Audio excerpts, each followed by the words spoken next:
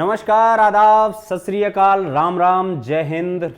कैसे हैं आप? मेरा नाम है J for Jagmohan, P for Pathak, यानी जगमोहन पाठक। और दोस्तों, आप अपनी कमर कस लीजिए क्योंकि हमने स्टार्ट कर दिया है तैयारी 2023 के CUET की। आप लोग सभी जानते होंगे कि सभी यूनिवर्सिटीज, जो सेंट्रल यूनिवर्सिटीज हैं और जो स्टेट यूनिवर्सिटीज हैं, बेटा उन्होंने क्या काम किया है कि एक CUET नाम का एक टेस्ट कर दिया है जिससे आप अच्छी यूनिवर्सिटी और ड्रीम अपनी यूनिवर्सिटीज में एडमिशन ले सकते हो। तो स्टार्ट करते हैं और आप अपनी कमर कस लीजिए मेरे निब्बा निब्बियों, क्योंकि आपको यहां पर ना आपको दाएं देखना है ना आपको बाएं देखना है, और सर उठाओ सीधा, आपको यूनिमॉन्क्स देखना है। ठीक है, तो यूनिमॉन्क्स पर बेहतरीन, सबसे बेहतरीन तैयारी ही CUET के लिए होती है। तो आइए आज स्टार्ट हम इस बात पे यहां से करते हैं। बेटा मैं हिस्ट्री का टीचर हूं और आपसे वादा करता हूं कि एक एक चीज आपको अच्छे से समझ में आएगी। आज तक आपने नो डाउट कि जहां से हिस्ट्री पढ़ी होगी वहां से बहुत अच्छी पढ़ी होगी, लेकिन यहां पर आपको सबसे अच्छी हिस्ट्री और नो बोरिंग, बेटा उसमें आप बोर नहीं होंगे, ये मेरा वादा है आपसे।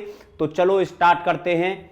देखिए, सबसे पहले अगर हम किसी भी चीज को पढ़ते हैं तो उसके बारे में जनक, यानी तुमको जानने से पहले तुम्हारे पिताजी का नाम जानना बहुत आवश्यक होता है कि तुम किसके पुत्र अथवा पुत्री हो। ठीक है, तो हिस्ट्री जब हम पढ़ रहे हैं, इसी को बेटा, इस सब्जेक्ट को कहा जाता है ऑल सब्जेक्ट ऑफ मदर। ठीक है भाई, सभी की जननी क्या है?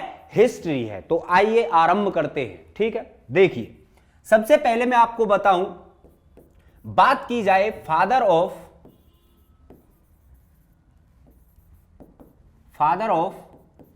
इंडियन हिस्ट्री की, फादर ऑफ इंडियन हिस्ट्री की बात करते हैं हम, तो बेटा इनका नाम है मेगास्थनीज।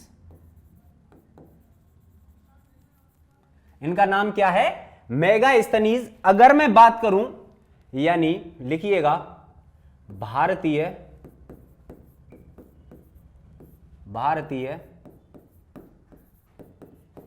इतिहास का जनक, भारतीय इतिहास का जनक मेगास्थनीज को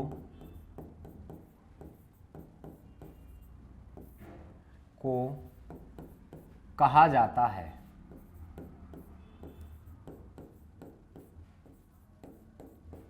और आप लोग अपने जितने भी दोस्त हों भाई, उनको सिर्फ एक ही एक चीज बतानी है कि हिस्ट्री जेपी सर, ठीक है भाई, मुझे सब आप लोग सभी जेपी सर के नाम से जानते हो कि हिस्ट्री जेपी सर बाइलिंगुअल पढ़ा रहे हैं, हिंदी और इंग्लिश दोनों में पढ़ा रहे हैं। तो देर ना करिए बेटा, ना दाएं देखना ना बाएं देखना, सीधा ऊपर देखना है और ऊपर आपको मिलेगा यूनिमॉन्क्स। ठीक है, आगे बात करते हैं। तो अगर मैं बात करूं फादर ऑफ इंडियन हिस्ट्री के बारे में, तो मेगास्थनीज को कहा जाता है भारतीय इतिहास का जनक। बेटा इनकी एक किताब हुआ करती थी, उस बुक का नाम मैं लिख रहा हूं यहां पे, इनकी एक बुक थी, उस बुक का नाम है इंडिका।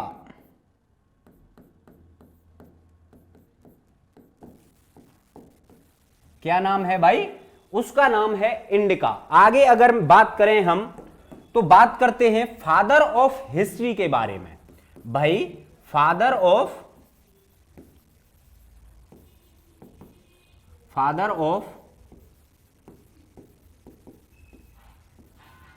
अगर हिस्ट्री के बारे में बात की जाए तो बेटा इसका फादर है हेरोडोटस।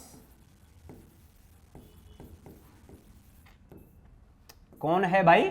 लिखिएगा कौन है, यानी इतिहास का जनक,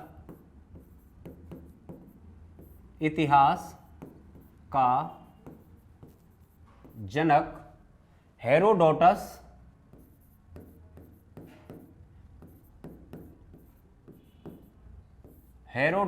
को कहा जाता है।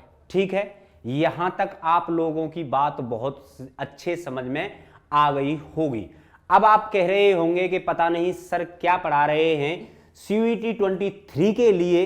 बेटा जो हमने स्टार्ट किया है और पहला ही चैप्टर है आपका हड़प्पा सिविलाइजेशन, या फिर इसको मैं यूं कहूं कि इंडस वैली सिविलाइजेशन। ठीक है, यहां तक आप लोगों की बात समझ में आती है। आगे अगर हम बात करें इसी के अंदर, तो बेटा अब हम यहां से पढ़ना स्टार्ट करेंगे इंडस वैली सिविलाइजेशन। आप लोग इसको जल्दी से अपनी जो कॉपी है, आपको एक कॉपी बनानी है, कम से कम 30 से 40 रुपए की एक कॉपी लेके आनी है, और मेरे साथ साथ अपनी हैंड राइटिंग में, बात समझ रहे हैं आप मेरे साथ साथ अपनी हैंड राइटिंग में अपने नोट्स बनाने हैं, जिससे कि आप जब भी उसको खोलकर देखो, ठीक है भाई, आप जब भी उसको खोलकर देखो तो आपको याद आ जाए कि सर ने ये चीज यहां पर इस तरीके से बताई थी। क्लियर है सभी को? ओके, आगे बात करते हैं, और ये आशा करता हूं कि आप लोगों ने सारी चीजें उतार ली होंगी। ठीक है भाई, अपनी कॉपी में उतार ली होंगी। आगे अगर हम बात करें, देखिए लिखिएगा हड़प्पा सिविलाइजेशन।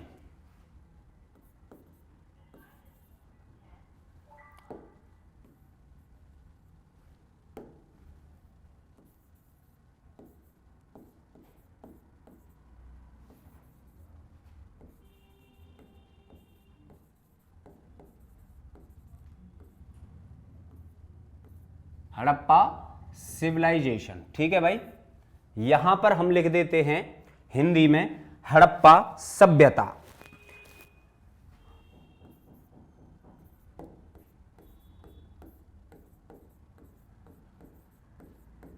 हड़प्पा सभ्यता। What is the meaning of civilization? आप जानते हैं इसका मीनिंग? चलिए मुझे कमेंट करके बताइएगा। अब मैं बता रहा हूं आपको बेसिकली सिविलाइजेशन का मतलब क्या है।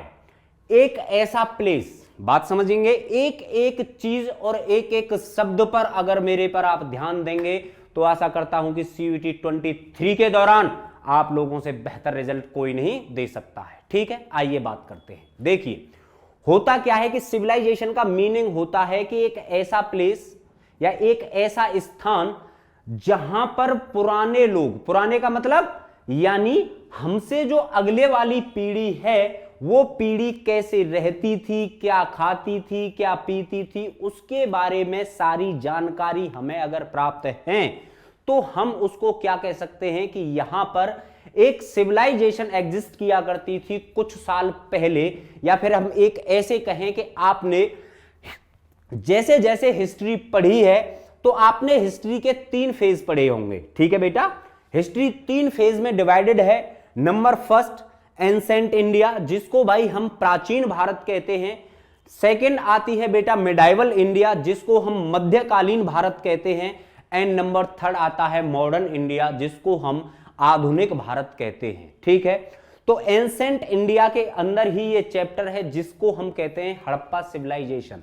देखिए हुआ क्या था, हुआ ये था कि सबसे पहले ये माना जाता था कि आर्य, भाई आपने सुना होगा आर्य का मीनिंग क्या है।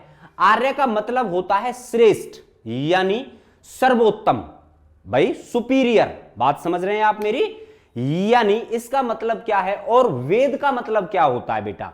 वेद का मतलब होता है ज्ञान यानी नॉलेज। ठीक है, आगे बात करते हैं। देखिए हुआ क्या था, हुआ यह था कि इंडस वैली सिविलाइजेशन खोजने से पहले भी हम यह कहा करते थे कि यहां पर, भाई यहां पर Aryans come to India from Central Asia, यानी जो भारत में जो आर्यंस आए थे वो कहां से आए थे बेटा? वो आए थे सेंट्रल एशिया से। सेंट्रल एशिया कहां सर? तजाकिस्तान से। ठीक है, ओके।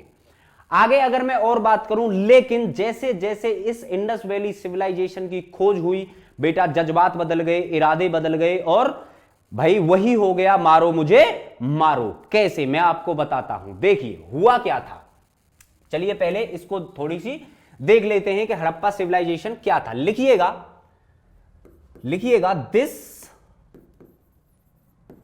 Civilisation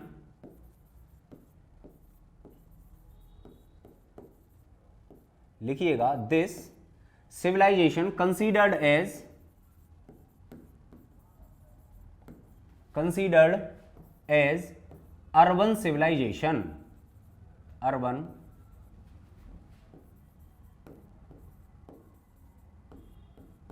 civilisation. ठीक है भाई, भाई ये क्या थी लिखिएगा, यह सभ्यता, यह सभ्यता एक नगरीय सभ्यता के रूप में जानी जाती है। ठीक है बेटा, ये सिविलाइजेशन किसके रूप में जानी जाती है भाई? ये सिविलाइजेशन जानी जाती है किसके रूप में? एक नगरीय सभ्यता के रूप में। ठीक है, यहां तक बात समझ में आ गई आपकी। आगे अगर मैं बात करूं इसी में, तो बेटा लिखिएगा एंड लिखिएगा and considered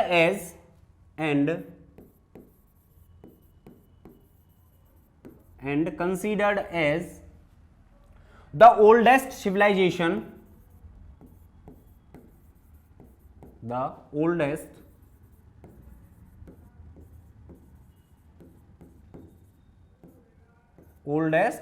civilization of Indian subcontinent,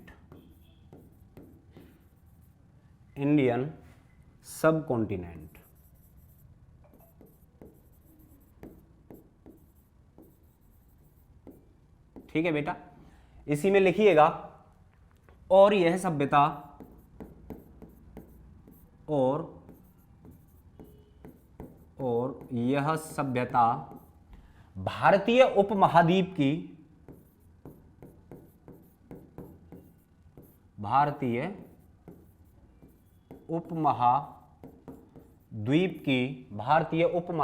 की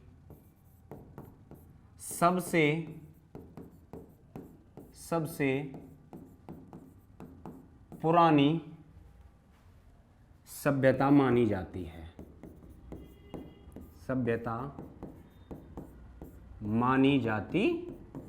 है।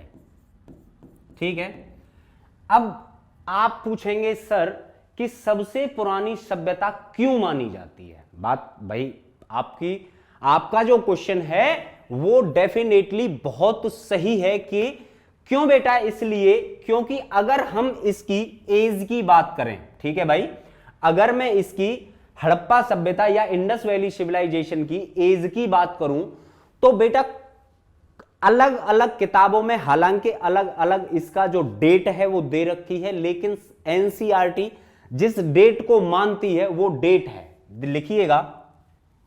लिखिएगा Indus valley civilisation,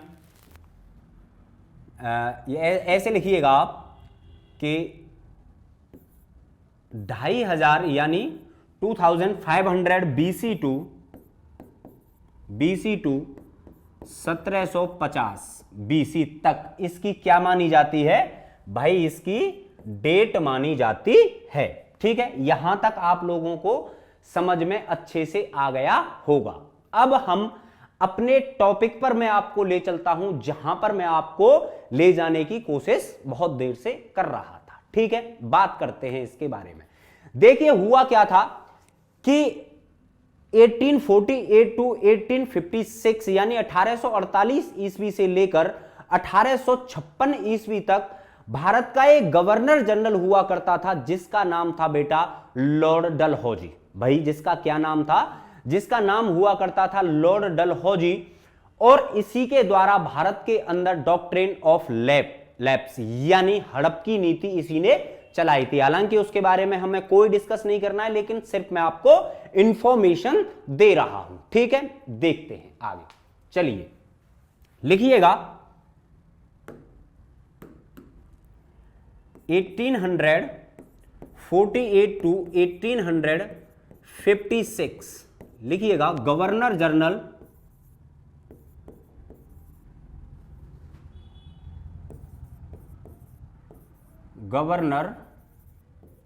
general of India that time, लिखिएगा दैट टाइम लॉर्ड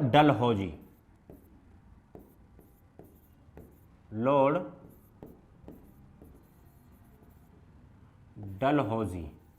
ठीक है भाई, लिखिएगा 1848 ईस्वी से लेकर, लिखिएगा 1848 ईस्वी से लेकर 1856 तक भारत का गवर्नर जनरल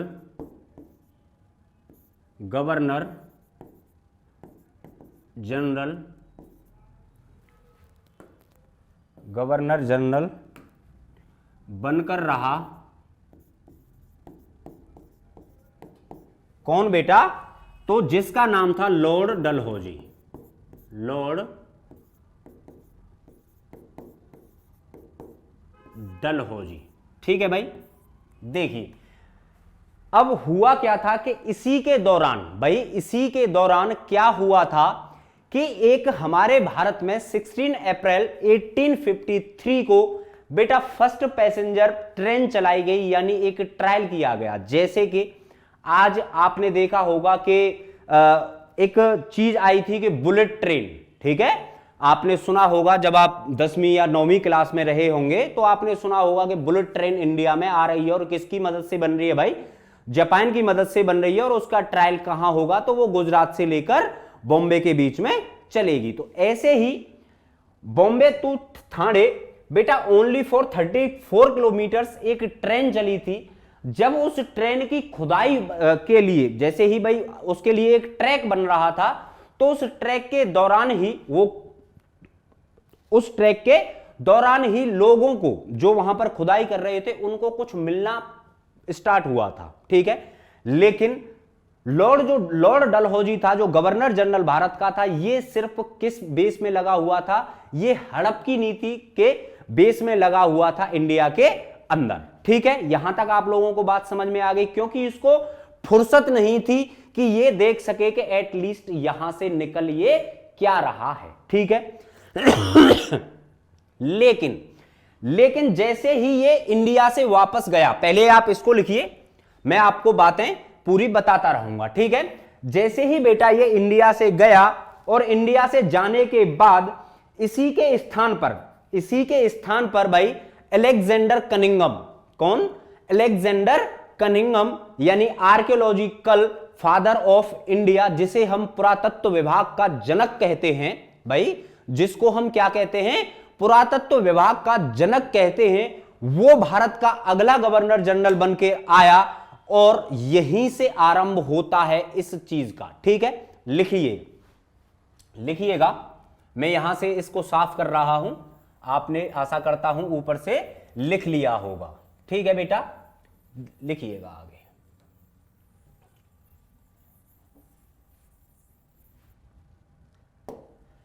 देखो, लिखिएगा 16 अप्रैल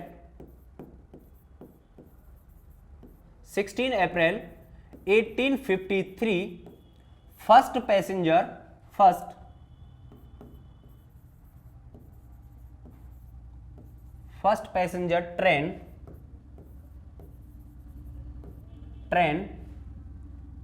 passenger train Bombay to Thane only 34 kilometre. ठीक है, लिखिएगा 16 अप्रैल, यहां से लिखना स्टार्ट करता हूं, 16 अप्रैल 1853 ईस्वी को 1853 ईस्वी को प्रथम रेलगाड़ी चली। कहां से कहां तक बेटा? तो बॉम्बे से ठाणे। कितने किलोमीटर? तो 34 किलोमीटर। ठीक है, यहां तक आप लोगों को आशा करता हूं कि बहुत अच्छे से समझ में आया होगा। लेकिन हुआ क्या, आगे बात करते हैं। लेकिन देखिए हुआ क्या था कि इसी टाइम पर, आगे लिखिएगा आप, कि 1856 1856 में क्या हुआ था कि अलेक्जेंडर कनिंघम, लिखिएगा इसका नाम,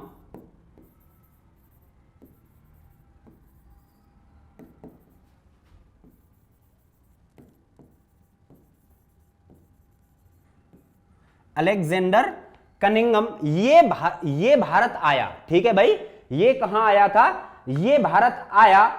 और इसी को क्या कहा जाता है? इसी को आप लिख लीजिएगा, दैट इज नोन एज, या फिर ऐसे लिखिएगा, ही इज नोन एज, लिखिएगा, he is known as the father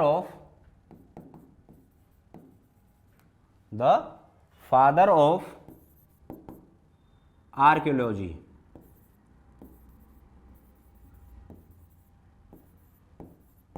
लिखिएगा, इसी को लिखिएगा, इन्हीं को पुरातत्व विभाग या पुरातत्व का जनक कहा जाता है। ठीक है बेटा, देखो मैं डेट वगैरह हिंदी में नहीं लिखूंगा, हिंदी इंग्लिश एक जैसा होता है और नाम आप अच्छे से पढ़ सकते हो, कोई दिक्कत नहीं है। ठीक है, अब ये जैसे ही भारत आया, इसने पुरातत्व विभाग का जानकार तो ये था, लेकिन ही इज नॉट इंटरेस्टेड। बेटा ये भी, इसको भी कोई भी कैसी भी दिलचस्पी यहां तक नहीं थी भाई, इसको भी कोई भी दिलचस्पी यहां तक नहीं थी। लेकिन हुआ क्या, अब जो जज्बात हैं और जो वादे हैं वो एकदम पूर्ण रूप से बदल जाएंगे। और 1899, देखिए लिखिएगा 1800, बेटा जिस टॉपिक पर मैं स्टार मार्क बना दूं उस टॉपिक को तो आपको डबल स्टार अपने आप दे देने हैं, क्योंकि मैं स्टार सिर्फ उन चीजों पे बनाता हूं जो कि CUET 23 के दौरान आपसे पूछे जा सकते हैं। 90% आपका एक एक पेपर यूनिमॉन्क्स की तरफ से एनालाइज करके और इतनी बेहतरीन टीम तैयार की है ना कि आप गद हो जाओगे, धुआं कर देंगे हम 2023 के CUET एग्जाम के अंदर। आपको आपका ड्रीम कॉलेज और ड्रीम यूनिवर्सिटी दिलाने का वादा यूनिमॉन्क्स का है, तो आप जो तैयारी है उसको भी उसी हिसाब से करिएगा, जिससे कि एक एक चीज आपको पढ़ाई जाएगी। हर एक टॉपिक, हर एक चैप्टर के बाद आपके प्रीवियस ईयर क्वेश्चंस भी लगाने हैं। हर एक चैप्टर से अपने आप हम क्वेश्चन आपको बनाकर भी देंगे कि ये क्वेश्चन अब की बार पूछे जा सकते हैं। यूनिमॉन्क्स की पूरी टीम आपके लिए बेहतरीन काम कर रही है। चलिए आगे बात करते हैं। लिखिएगा 1899, लिखिएगा बेटा। अब आया था, लिखिएगा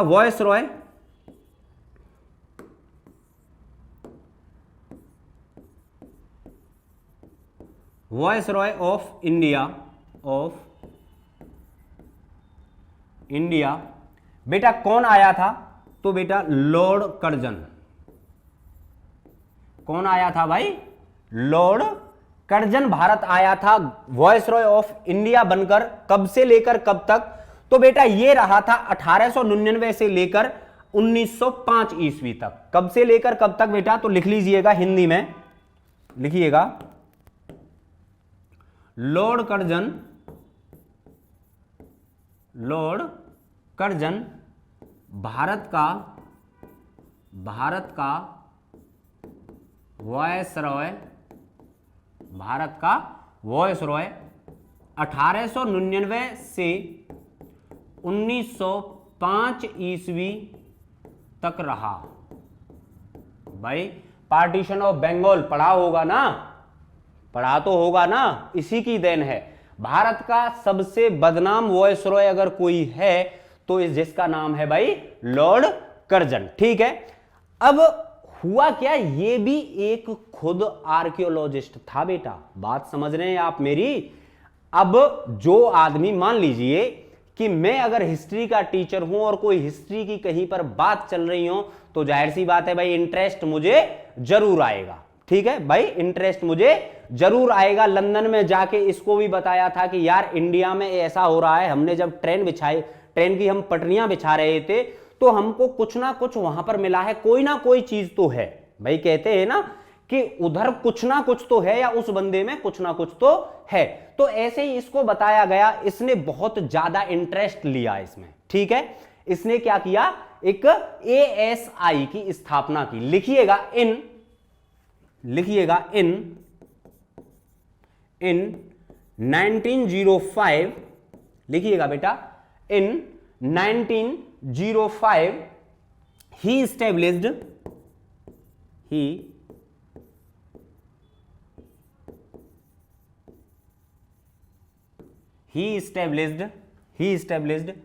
ASI। ठीक है भाई, यानी यहां पर इसकी मैं फुल फॉर्म लिख देता हूं, लिखिएगा आर्कियोलॉजिकल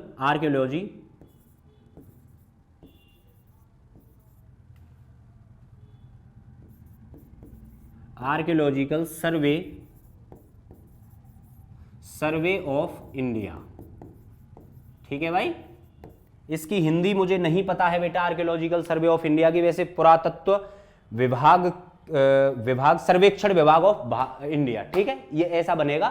तो इसी ने स्थापना की, किसकी भाई, ASI की, और इसी को कहा जाता है। ठीक है भाई, और लिखिएगा आगे, लिखिएगा इसने क्या काम किया कि लिखिएगा इसी ने 1921 ईस्वी में बेटा एक कमेटी गठित की, और कमेटी का चेयरमैन किसको बनाया, देखिए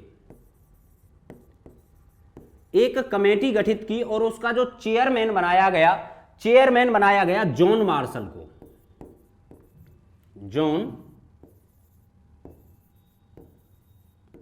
जॉन मार्शल को। ठीक है,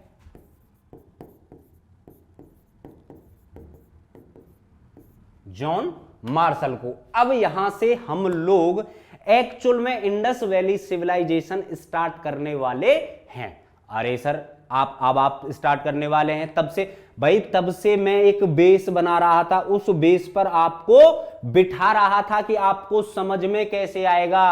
अरे तुम तो मेरे छोटे छोटे बच्चे हो ना, इसीलिए तो आपको समझाना बहुत जरूरी है कि आखिरकार हुआ क्या था। जल्दी से छाप लीजिए अपनी कॉपी में, और एक एक शब्द छापना है, एक एक शब्द लिखना है, ध्यान रखिएगा। और बार बार इन्हीं वीडियो को, जैसे ही कोई चीज समझ में ना आए तुरंत वीडियो खोली और तुरंत देखा कि सर ने वहां पर उस टाइम पर क्या पढ़ाया था। ठीक है, तो जल्दी से आप लोग इसको लिखिएगा, फिर आगे मैं आपको और चीजें इसकी बताता हूं। लिखिएगा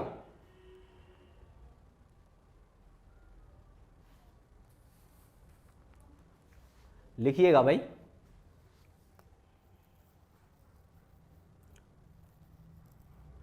चलिए आशा करता हूं ऊपर से आपने लिख लिया होगा, लिखना स्टार्ट कर लिया होगा। ठीक है, यहां से हम लोग साफ कर देते हैं।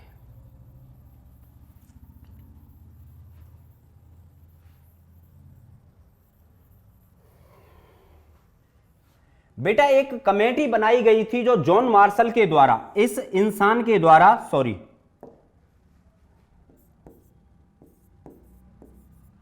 जब इस इंसान के द्वारा इस कमेटी बनाई गई तो उस कमेटी में 2 और आर्कियोलॉजिस्ट रखे गए, या फिर हम उनको एक तरीके से इतिहासकार भी कह सकते हैं, या फिर जो आपका मन करे वो आप कह सकते हो कि एक 2 मतलब काफी लोगों की कमेटी थी, लेकिन मेनली उसमें 2 नाम बहुत ही ज्यादा आते हैं। एक नाम था राखाल दास बनर्जी, यानी जिसको हम RD बनर्जी के नाम से जानते हैं, और दूसरा नाम हुआ करता था दयाराम साहनी, है ना।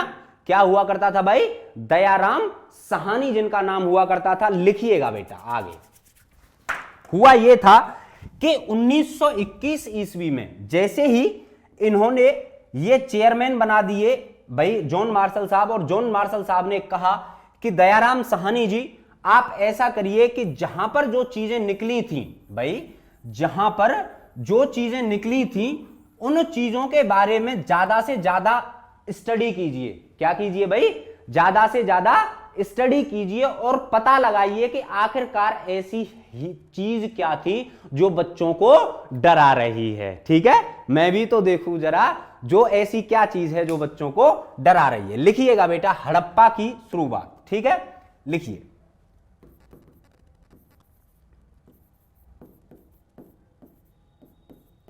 बेटा इसकी जो जिम्मेदारी दी गई थी वो दी गई थी, लिखिएगा, दयाराम साहनी को। दयाराम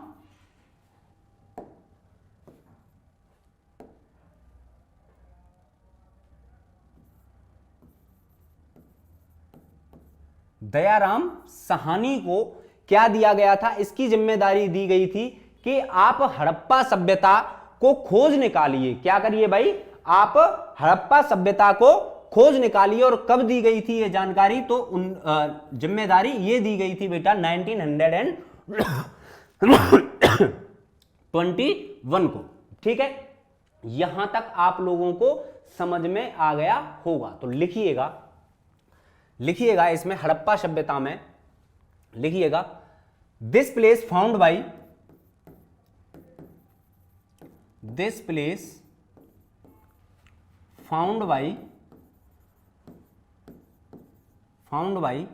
दयाराम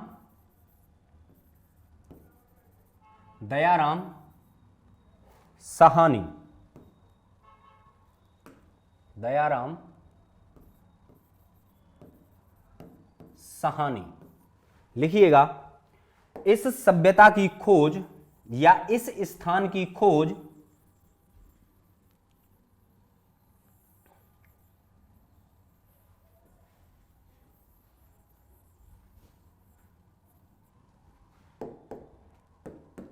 लिखिएगा,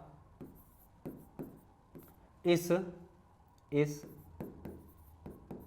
स्थान की खोज दयाराम साहनी के द्वारा की गई। ठीक है बेटा, देखिए होता क्या है कि इसमें कई प्लेस निकले थे ऐसे, जैसे कि मैं आपको बता दूं, हड़प्पा हो गया, मोहनजोदाड़ो हो गया, कालीबंगा हो गया, लोथल हो गया। ऐसे इसमें कम से कम लगभग 10 से 12 प्लेस अलग अलग जगहों पर मिले थे। भाई क्या हुआ था? अलग अलग जगहों पर मिले थे। तो जो ये हड़प्पा मिला था भाई, ये जो हड़प्पा मिला था ये कहां पर मिला था? लिखिएगा, Montgomery district in Pakistan. लिखिएगा, मैं लिख देता हूं, लिखिए, ऐसे लिखिएगा, this place found by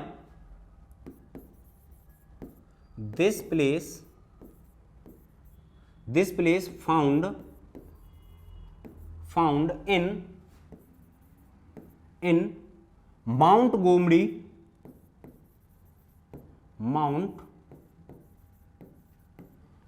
Gomti district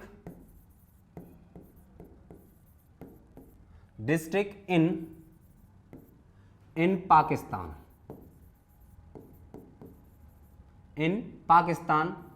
at the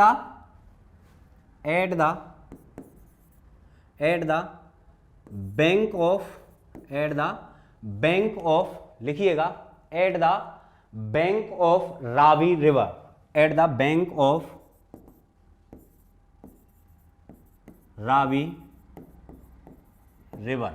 ठीक है, हिंदी वाले लिख लीजिएगा, इस स्थान की खोज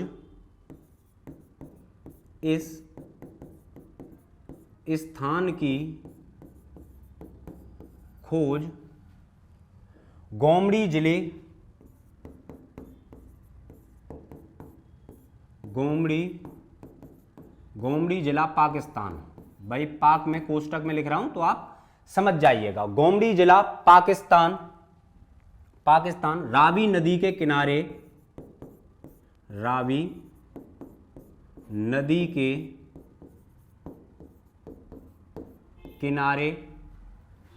पर हुई।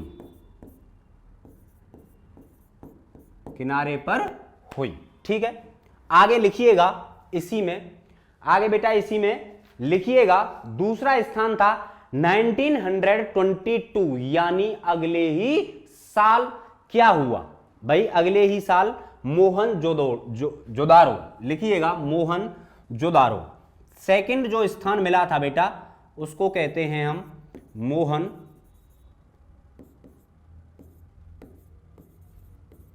मोहनजोदारो या फिर मोहनजोदड़ो, मोहनजोदड़ो। भाई इसका खोजकर्ता कौन था, इसका खोजकर्ता कौन था, लिखिएगा this place found by, this place found by Rakhal Das Banerjee, या फिर मैं शॉर्ट में लिख रहा हूं बेटा आर डी बनर्जी।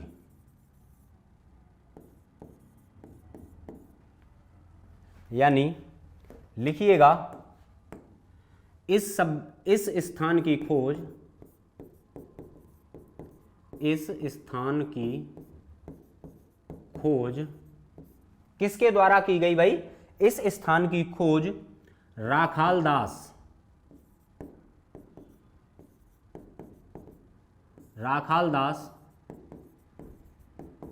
बनर्जी के द्वारा की गई सन 1922 ईस्वी में। ठीक है भाई। This place found by R D Banerjee in 1900, लिख लेना यहां, इन 1922। भाई साफ साफ दिखाई दे रहा है कि नहीं दे रहा है, आप लोग मुझे कमेंट करके एक बार जरूर बता सकते हो। ठीक है, तो हुआ क्या था, देखिए हुआ क्या था मैं आपको बता देता हूं, ऊपर से हम साफ करेंगे, तब तक आप लोग लिख लीजिए। मैं आपको इसकी छोटी सी कहानी है वो आपको मैं बता देता हूं। जैसे ही जॉन मार्शल ने टीम गठित की और टीम गठित करने के बाद दो लोगों को मेनली फोकस किया गया और दो लोगों के पास यह जिम्मेदारी दी गई कि आपको सबसे पहले इन जगहों पर क्या करना है, इन जगहों पर जाकर सर्वे करना है कि आखिरकार ऐसा क्या था और क्या नहीं था। बात आपकी समझ में आ गई। आगे इसी में लिख लीजिएगा ये कहां पर मिली थी, लिख लीजिएगा मोहनजोदारो, लिखिएगा मोहनजोदारो फाउंड इन, मैं ही लिख देता हूं, चलो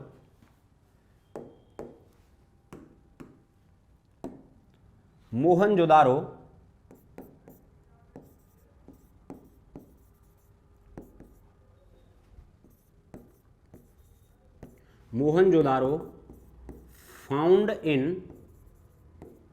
फाउंड इन लरकाना डिस्ट्रिक्ट। क्या बेटा, तो लरकाना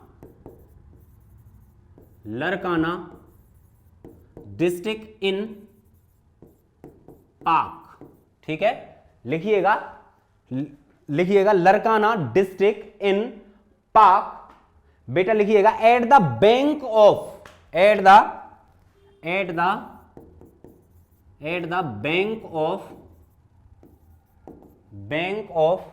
इंडस रिवर। कौन सी रिवर बेटा, इंडस रिवर, इंडस रिवर। हाँ भाई हिंदी वालों लिखिएगा मोहनजोदारो की खोज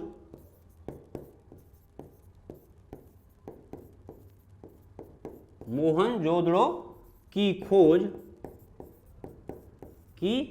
खोज लरकाना डिस्ट्रिक्ट कराची, लरकाना जिला सिंधु नदी के किनारे, सिंधु नदी के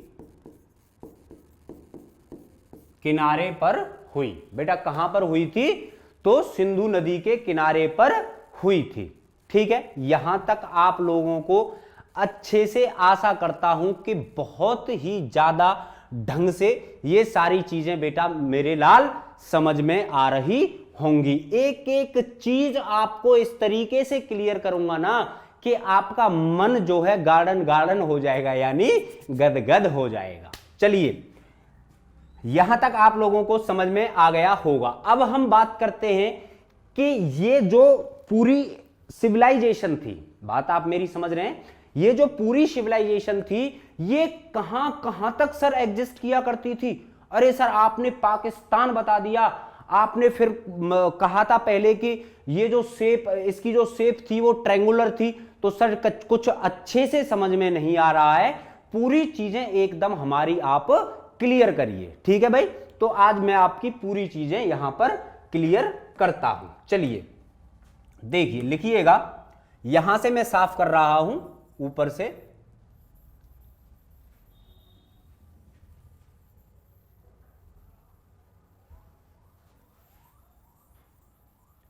चलिए पहले एक और चीज मैं आपको बता देता हूं कि इसकी एज वगैरह क्या थी और किसने इसको क्या माना है, ठीक है। देखिए, अगर मैं इसकी एज के बारे में बात करूं, और एज अगर हमें किसी भी पुरानी चीजों की, अथवा हमें अगर पुरानी चीजों की जब भी डिस्कवरी करनी होती है या ये पता लगाना होता है कि भाई इसकी एक्चुअल एज क्या है, तो बेटा एक मेथड होता है जिसको हम C14, भाई क्या चीज, तो C14 से जानते हैं, जिसको हम क्या कहते हैं बेटा, डेटिंग मेथड बोलते हैं, डेटिंग मेथड। अगर हम इसकी बात करें तो इसकी जो एज है वो क्या बताई गई है, वो बताई गई है 2500 to 1750 BC। भाई BC वगैरह ये तो आपको बहुत अच्छे से समझ में आ रहा होगा कि बिफोर क्राइस्ट बोलते हैं इसको, यानी भगवान यीशु मसीह के जन्म से पहले की जितनी भी तारीखें होती हैं उसको हम क्या कहा जाता है, उसको BC कहा जाता है। और भगवान यीशु मसीह के जन्म के बाद की जितनी भी दिन होते हैं या जितनी भी तारीख पड़ी हैं उनको हम AD के नाम से जानते हैं। इतना तो समझ में आ गया होगा। हिंदी वालों, मैं आपको बता देता हूं कि इसको ईसा पूर्व के नाम से जानते हैं, यानी BC को ईसा पूर्व कहा जाता है और AD को हम सन के हिसाब से यानी ईसवी बोलते हैं। यहां तक आप लोगों को समझ में आ गया होगा। देखिए, लेकिन कुछ और जो लोग हैं वो इसको मानते हैं बेटा 300 to 1750 BC तक, ठीक है। तो मैंने आपको दोनों ही डेटें लिखा दी हैं। आपसे कोई भी डेट अगर पूछी जाए, मुश्किल है कि आपसे ये क्वेश्चंस पूछा जाएगा कि कौन मतलब कब था, लेकिन अब मैं आपको बताता हूं कि हम लोग बात कब की कर रहे हैं। बात समझ रहे हैं आप मेरी, हम लोग बात कब की कर रहे हैं। तो लगभग आप देख सकते हो कि अगर इसको मैं 2500 भी मान लूं और इसको 1750 मानूं, तो इस हिसाब से 3750 वर्ष पुरानी बात। कितनी बात बेटा, हम लोग जो बात कर रहे हैं आज 3750 साल पुरानी बात कर रहे हैं। अगर उसके हिसाब से मानूं तो लगभग 4500 साल पुरानी बात हम लोग कर रहे हैं। अरे सर आपने तो आंखें खोल दी, इतनी पुरानी बातें कर रहे हैं। अरे बेटा, हम हिस्ट्री पढ़ते पढ़ते खुद हिस्टोरियन बन गए हैं। तो आप लोगों को क्यों ना बहुत बहुत अच्छे तरीके से यूनिमॉन्क्स आपके साथ कंधे से कंधा मिलाकर खड़ा है। और आशा करता हूं अगर आपने ये वीडियो, आपके जितने भी दोस्त हैं, जितने भी रिश्तेदार हैं जो पढ़ाई करने, जो 12th में जो JNU, AMU, Delhi university, Banaras Hindu विश्वविद्यालय, डॉक्टर BR अंबेडकर विश्वविद्यालय, जितने भी यूनिवर्सिटीज हैं, उन यूनिवर्सिटीज में अगर आपको एडमिशन लेना है तो ना दाएं देखना है ना बाएं देखना है, सिर्फ ऊपर की तरफ देखना है और यूनिमॉन्क्स आपको नजर आएगा। ठीक है भाई, आगे बात करते हैं। देखिए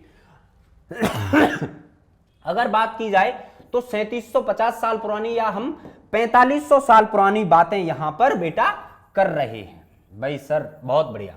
चलिए देखते हैं कि ये सिविलाइजेशन एग्जिस्ट कहां कहां पर करती थी। यानी ये सिविलाइजेशन, अगर हम सब इंडियन कॉन्टिनेंट्स की बात कर रहे हैं, जिसमें आपको पता होगा कि हमारा जो इंडिया का सब कॉन्टिनेंट है वो कहां कहां तक और कैसे कैसे फैला हुआ है, ये सारी चीजें मैं आपको बताना नहीं चाहता। लिखिएगा बेटा इसी में, आशा करता हूं ये भी सारी चीजें आपने लिख ली होंगी। लिखिएगा।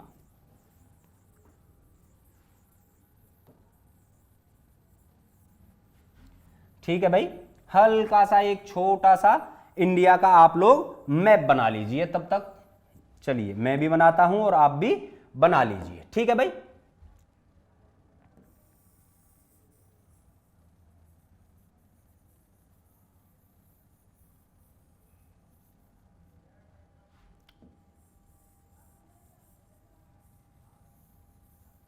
चलिए ये हमारा इंडिया का मैप बन गया। और अगर मैं मैप की बात करूं तो यहां पर एक ट्रायंगुलर बना लेंगे भाई, ठीक है। अगर हम बात करें तो ये हमारा क्या हो गया, देखिएगा ये हमारा नॉर्थ हो गया, ये हमारा साउथ हो गया बेटा, ये हमारा वेस्ट हो गया बेटा, और ये क्या हो गया भाई, ये हमारा ईस्ट हो गया, ठीक है। यहां तक आप लोगों को अच्छे से समझ में आ रहा होगा, ठीक है।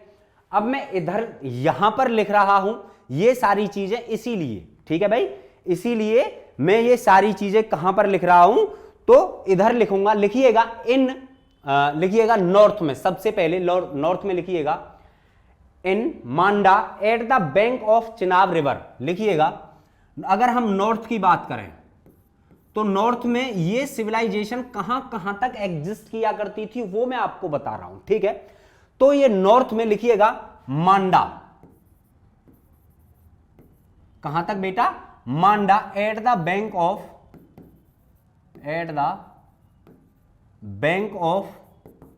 Chenab river, at the bank of Chenab river. अगर बात करें हम उत्तर की, यानी अगर हम बात करें उत्तर की, तो बेटा ये जो है लिखिएगा मांडा चिनाब नदी के किनारे, ठीक है भाई। कहां तक, अगर उत्तर की बात करें यानी नॉर्थ की बात करें, eight the bank of Chenab river, ठीक है भाई। आगे अगर हम बात करते हैं साउथ के बारे में, अगर हम लिखिएगा बेटा इसी में, अगर हम साउथ के बारे में मैं आपको बात करूं तो लिखिएगा देमताबाद। लिखिएगा बेटा देमताबाद, लिखिएगा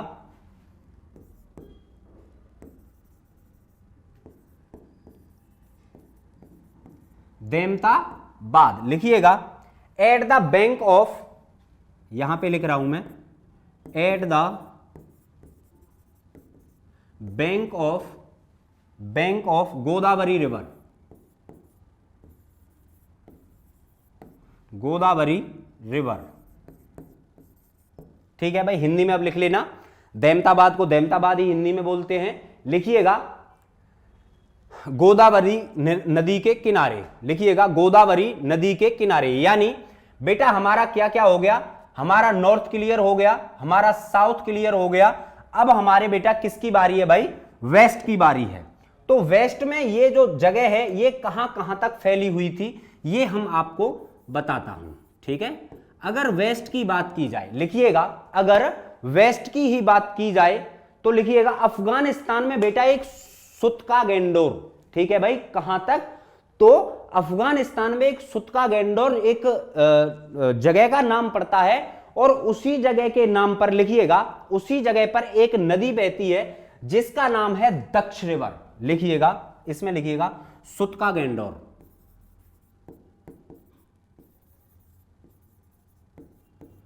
Sutkagen Dor at the bank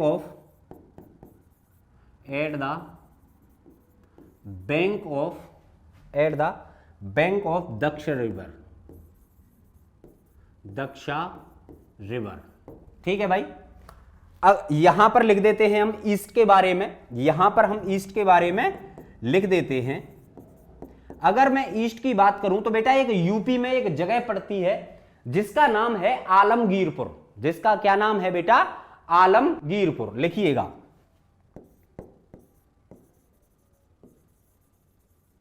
Alamgir, ठीक है। आलमगीर एक जगह का नाम है, और ये कहां पर पड़ती है, तो ये यूपी में पड़ती है। और कौन सी जगह, यहां पर लिख लीजिएगा यूपी, और लिखिएगा एट द बैंक ऑफ हिन्नन रिवर। भाई यहां से कौन सी नदी गुजरती है, तो यहां से हिंडन रिवर गुजरती है। ठीक है भाई, यहां से कौन सी नदी गुजरती है? हिंडन रिवर गुजरती है। तो बेटा आज की क्लास को मैं यहीं पर बंद करता हूं और आशा करता हूं कि आप लोगों को बहुत बहुत अच्छे से समझ में आया होगा। तो दोस्तों आप लोग ध्यान रखिएगा, इस वीडियो को अपने जितने भी दोस्त हैं, जितने भी आपके पड़ोसी हैं, जो आपका पढ़ना चाहता है, जो अच्छी यूनिवर्सिटी, जो ड्रीम यूनिवर्सिटीज में एडमिशन लेना चाहता है और भारत देश के लिए कुछ बड़ा करना चाहता है, तो मेरी और वीडियोस जो हैं वो आपको डीयू के बारे में, जेएनयू के बारे में, एएमयू के बारे में सारी चीजें बहुत अच्छे से पता होनी चाहिए। और आप जाके, और हम PYQ जो कर रहे हैं वो शॉर्ट्स के जरिए कर रहे हैं, उन पर फोकस कीजिए। आप अपने खाली टाइम में उनको पढ़ सकते हो। तो तब तक आप यहां पर इसको लिख लीजिए। मैं दोबारा आपको एक अपनी शब्दों से ही मैं आपको बता देता हूं कि आज हमने क्या क्या पढ़ा है। तो सबसे पहले मैंने आपको बताया था कि फादर ऑफ इंडियन हिस्ट्री को कहते हैं कौन बेटा? मैगस्थनीज। इनकी एक बुक हुआ करती थी, उस बुक का नाम था इंडिका। दूसरे हैं, अगर मैं बात करूं फादर ऑफ हिस्ट्री के ही बारे में, तो जिनका नाम मैंने आपको बताया था कि हेरोडोटस। ठीक है भाई। अगर बात की जाए कि मैं आपको हड़प्पा सभ्यता पढ़ा रहा हूं, तो ये जो सिविलाइजेशन थी ये कैसी थी बेटा? ये एक अर्बन सिविलाइजेशन इसको कहते हैं, और ये ओल्डेस्ट सिविलाइजेशन थी कहां की बेटा? इंडियन सब कॉन्टिनेंट की। होता क्या है कि 1848 से लेकर 1856 ईस्वी तक governor general of India that time Lord Dalhousie, ठीक है भाई, जिसने क्या चलाया था? डॉक्ट्रिन ऑफ लैप्स इंडिया के अंदर चलाई थी, यानी हड़प की नीति इंडिया के अंदर चलाई थी। यहां तक आपको बात क्लियर है। अगले ही साल आफ्टर 4 ईयर या 3 इयर्स क्या हुआ कि 16 अप्रैल 1853 ईस्वी को भारत में फर्स्ट पैसेंजर ट्रेन चलाई गई। और उसी के दौरान क्या हुआ था कि कुछ जो फॉल्सेस जिन्हें हम कहते हैं, जिनको हम अवशेष कहते हैं हिंदी में, वो निकलना स्टार्ट हुए थे। किसके बेटा? इस इंडस वैली सिविलाइजेशन या फिर हड़प्पा सिविलाइजेशन के। यहां तक बात क्लियर है? बहुत सर, बहुत अच्छा पढ़ाया आपने। यहां तक बात मेरी एक एक क्लियर है। तो बेटा लॉर्ड कर्जन आया, ये खुद एक अच्छा आर्कियोलॉजिस्ट था। इसने एक टीम गठित की, और टीम गठित का क्या दे दिया? एक चेयरमैन बना दिया। किसको भाई? जॉन मार्शल को। ध्यान रखना, आपके लिए मैं कोई गले की चिंता नहीं करूंगा कि क्या हो रहा है क्या नहीं, सिर्फ आपको मेरा मकसद है कि आपको पढ़ाना है। ठीक है भाई। तो बहुत बहुत धन्यवाद आपका ये देखने के लिए। और वीडियो कश्मीर से लेकर कन्याकुमारी और अटक से लेकर कटक तक शेयर हो जानी चाहिए। जय हिंद।